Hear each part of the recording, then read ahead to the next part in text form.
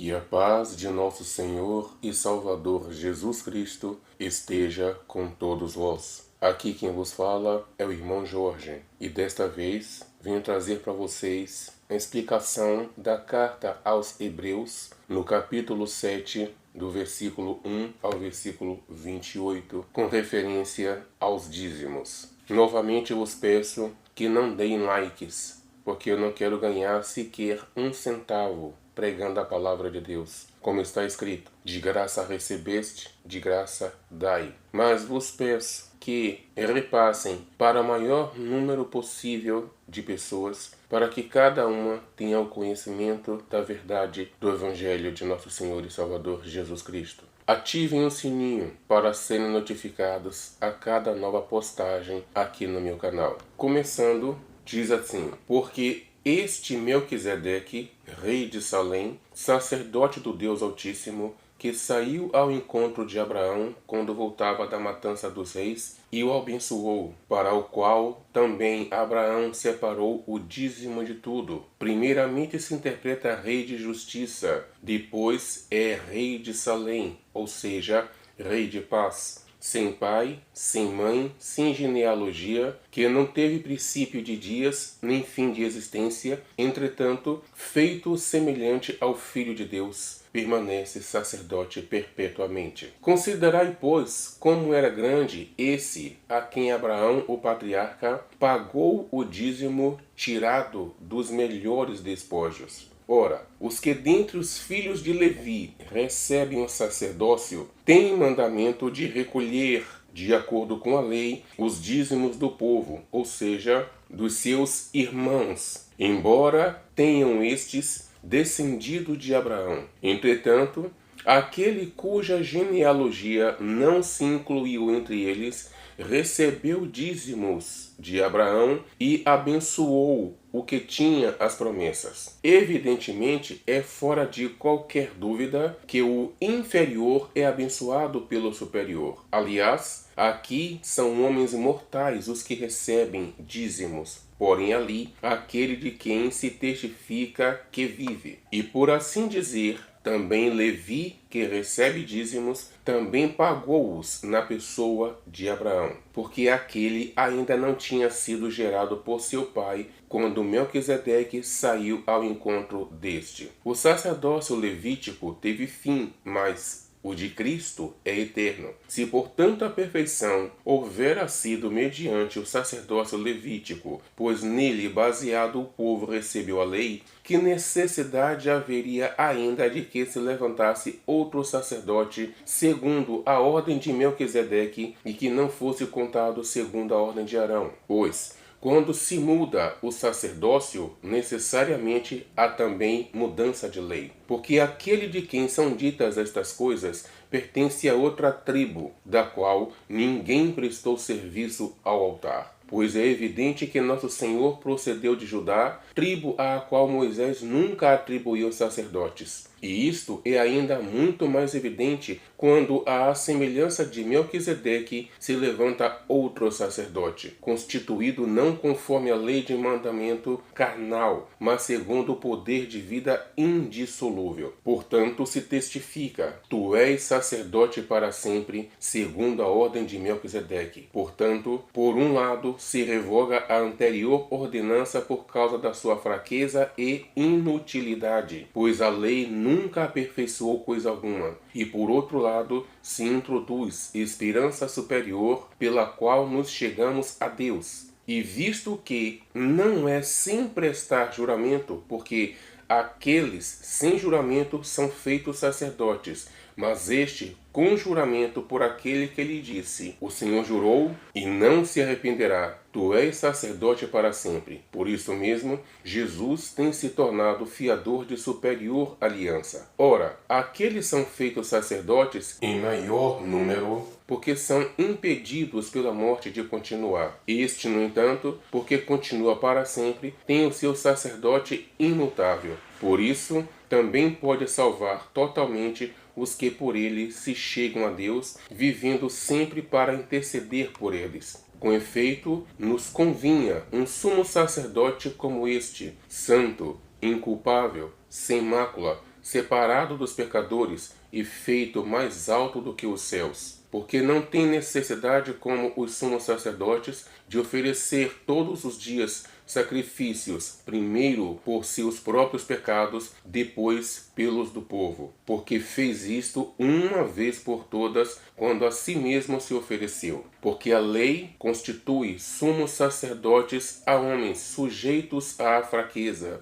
mas a palavra do juramento, que foi posterior à lei, constituiu o Filho perfeito para sempre. Vamos à interpretação do texto. Porque este Melquisedeque, rei de Salém, sacerdote do Deus Altíssimo, que saiu ao encontro de Abraão quando voltava da matança dos reis e o abençoou, para o qual também Abraão separou o dízimo de tudo. Primeiramente se interpreta rei de justiça, depois também é rei de Salém, ou seja, rei de paz. Melquisedeque era uma espécie de Cristo na terra. Por que uma espécie de Cristo? Cristo significa um ungido de Deus. Ungido para aquele propósito. Ele era um sacerdote de Deus na terra. Abraão, quando voltava da matança dos 5 reis, quando ele saiu para pelejar, ele resgatou o seu sobrinho Ló. Ele teve os despojos da guerra. Daqueles despojos, ele tirou os dízimos. Vejam que os dízimos já eram dados desde antes da imposição da lei mosaica. A lei de Moisés veio séculos depois de Abraão.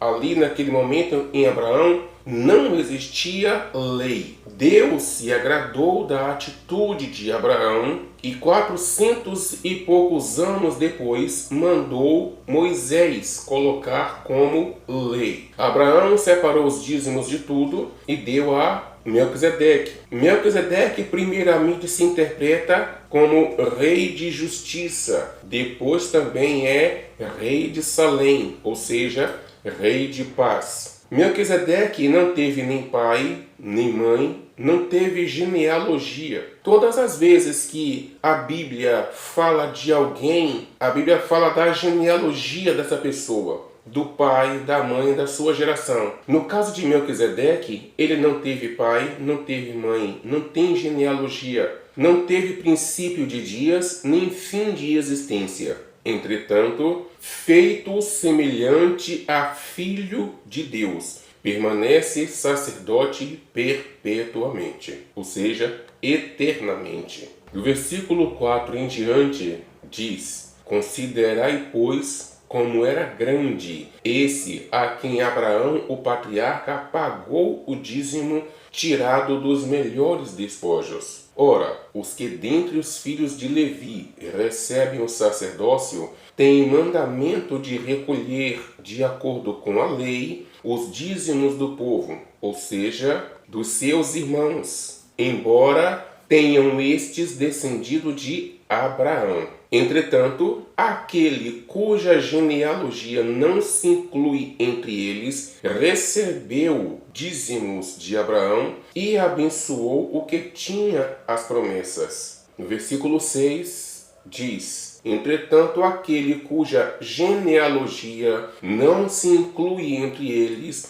recebeu os dízimos de Abraão e abençoou o que tinha as promessas. Ora, pela lei de Moisés, somente a tribo de Levi é que receberia o dízimos, porém, aqui, nesse texto, aquele que recebeu o dízimo foi Melquisedeque, cuja genealogia não se inclui entre eles. No versículo 7 em diante diz: Evidentemente, é fora de qualquer dúvida que o inferior é abençoado pelo superior. Aliás, aqui são homens mortais os que recebem dízimos, porém ali, aquele de quem se testifica que vive. Ou seja, na tribo de Levi, eles são mortais, os que recebem dízimos. Os sacerdotes, sumos sacerdotes, são mortais. O seu sacerdócio tem um tempo de permanência. No versículo 9 em diante diz: E por assim dizer, também Levi, que recebe dízimos, pagou-os na pessoa de Abraão, porque aquele ainda não tinha sido gerado por seu pai, quando Melquisedeque saiu ao encontro deste. Porque aquele Levi, ainda não tinha sido gerado por seu pai, Abraão, quando Melquisedeque saiu ao encontro deste Abraão. Porque Levi era um dos filhos de Jacó, Jacó era filho de Isaque, Isaque filho de Abraão. Ou seja, Levi era bisneto de Abraão. Abraão pai de Isaque, Abraão avô de Jacó, Abraão bisavô de Levi. O dízimo estava sendo dado já antecipadamente por Levi através da pessoa de Abraão.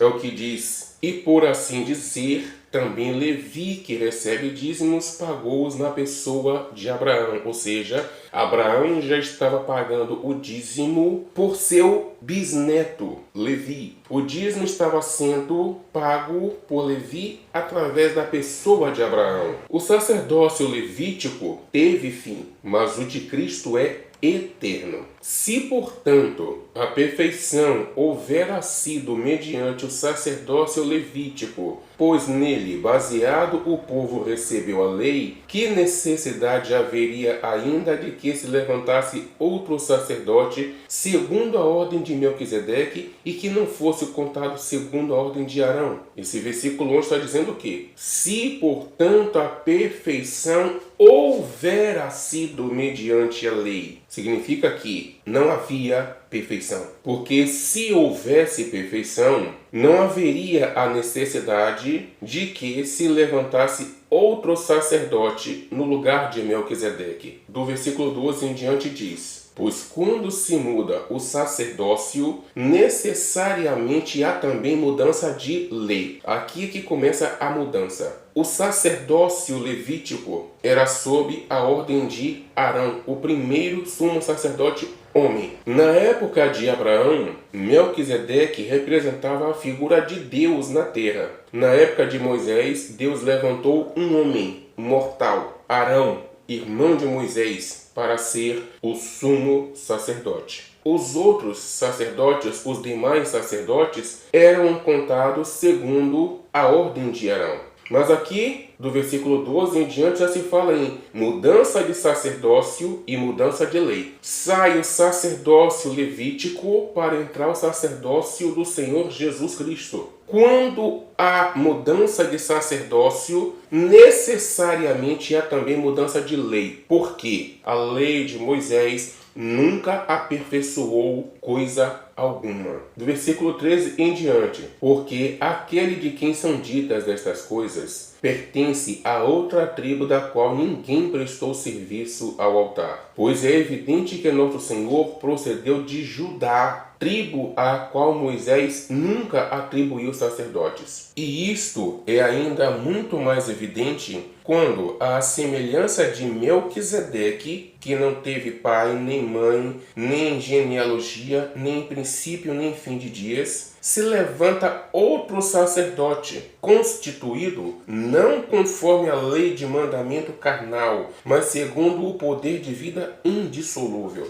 Quando ele fala lei de mandamento carnal, é porque toda a lei que Deus ordenou através de Moisés era cumprida através do corpo, da matéria. Por exemplo, a lei do nazireado. Todo aquele que for nazireu não terá o seu cabelo nem sua barba cortada. Não comer carne de animais impuros. As leis das festas solenes, a prática do dízimo. Por isso que era chamado de lei carnal, porque era praticada pelo corpo físico. Por consequência, todas as bênçãos de Deus era para o corpo físico. Não havia promessas espirituais. As promessas eram para o corpo físico, como por exemplo, muitos filhos, principalmente filhos do sexo masculino, muita longevidade, saúde, prosperidade, vitórias nas guerras. Eram promessas para o corpo físico.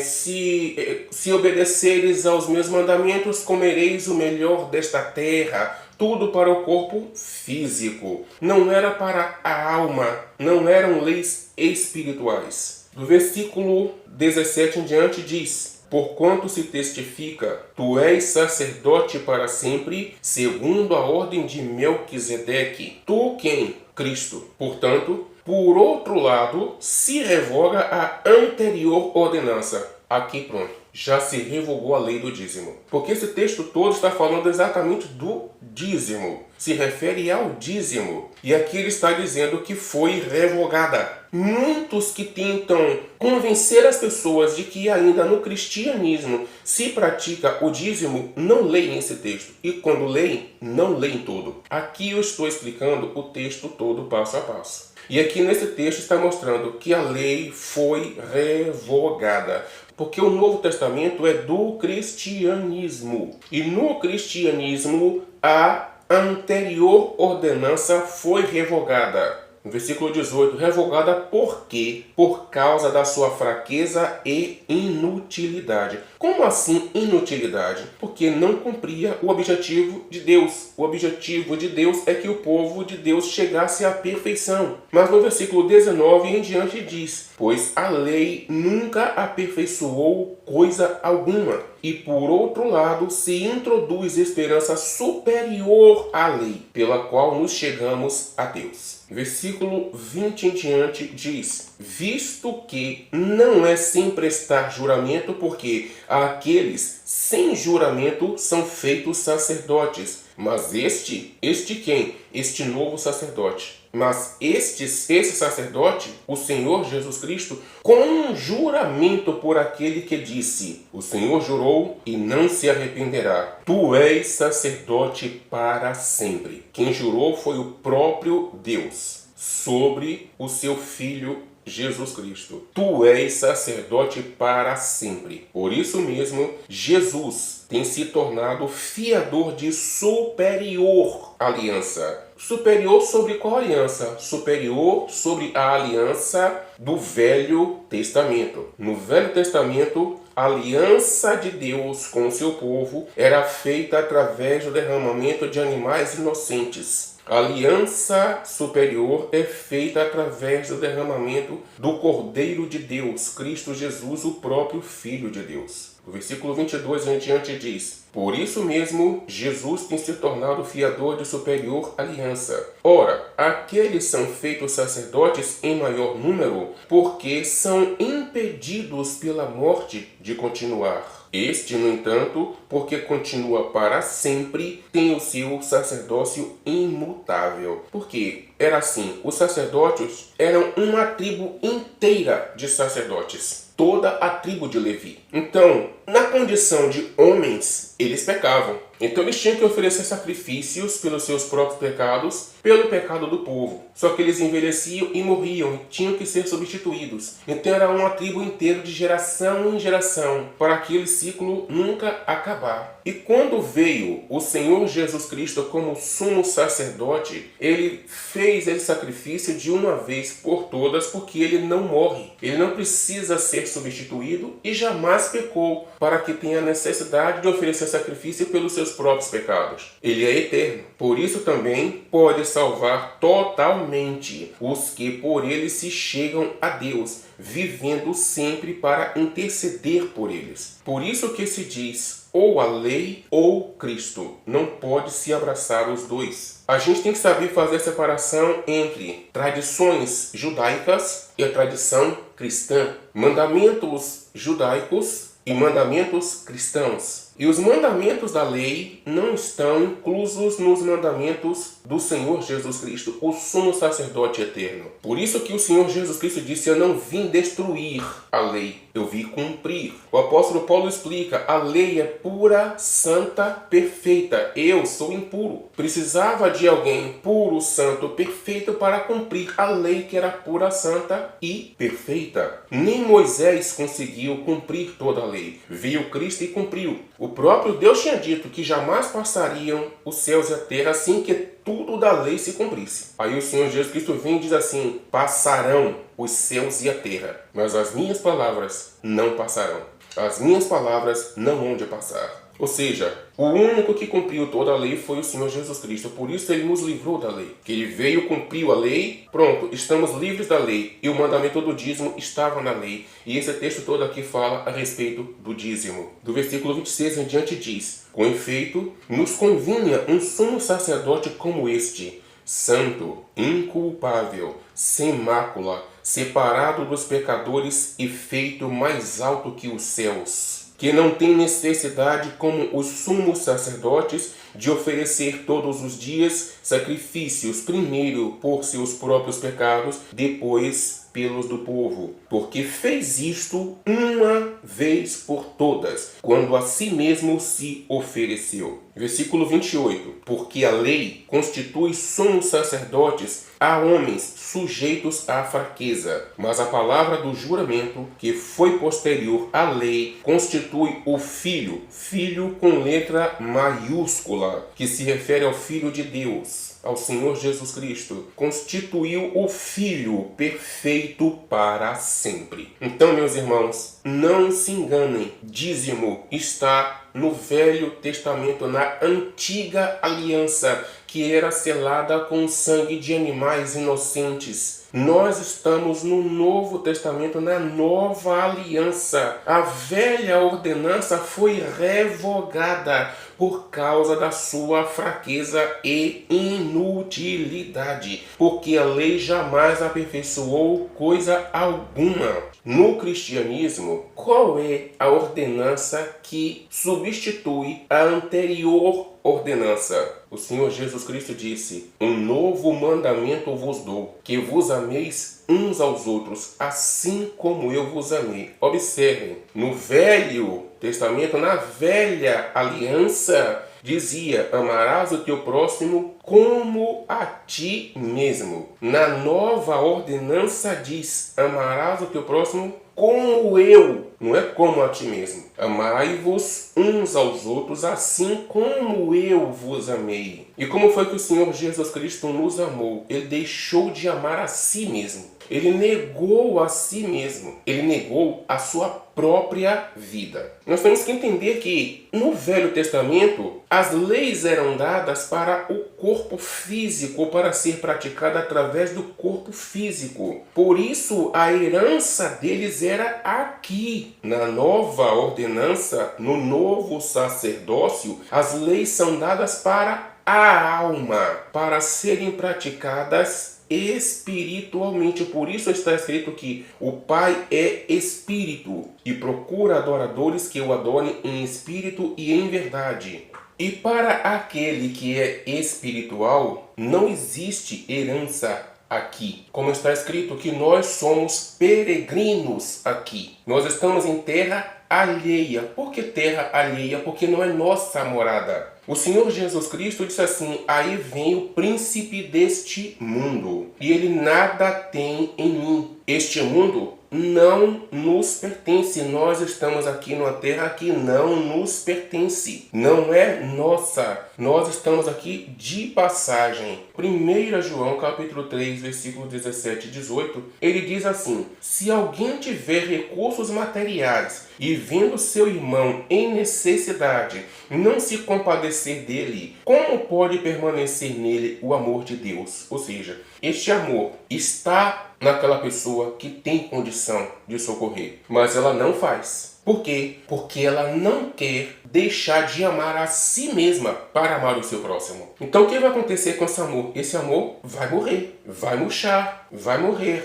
O versículo 18 diz: filhinhos, amemos não de palavra nem de boca, mas de fato e de verdade, ou seja, em atitudes. Eu sempre costumo dizer para as pessoas que falar é tão fácil que até papagaio fala. Deus quer ver fazer. Agora, no Evangelho de João, no capítulo 15, do versículo 4, o Senhor Jesus Cristo diz assim: permanecei em mim, e eu permanecerei em vós. E como é que a gente pode permanecer em Cristo? Negando-nos a nós mesmos, assim como Ele permaneceu no Pai, negando-se a si mesmo. É isso que Ele nos ensina. Porque aquele que amar a sua vida aqui não pode ver o reino de Deus. Muitos estão pregando bênçãos, prosperidade e riquezas que estão prometidas para aqueles que vivem sob a velha ordenança. Promessas que não foram feitas para os que estão sob a nova ordenança. Então cada um pare e medite no quanto você está disposto a negar a si mesmo em prol dos outros. Porque cristianismo é paixão, é sofrimento em prol dos outros. Que Deus abençoe a todos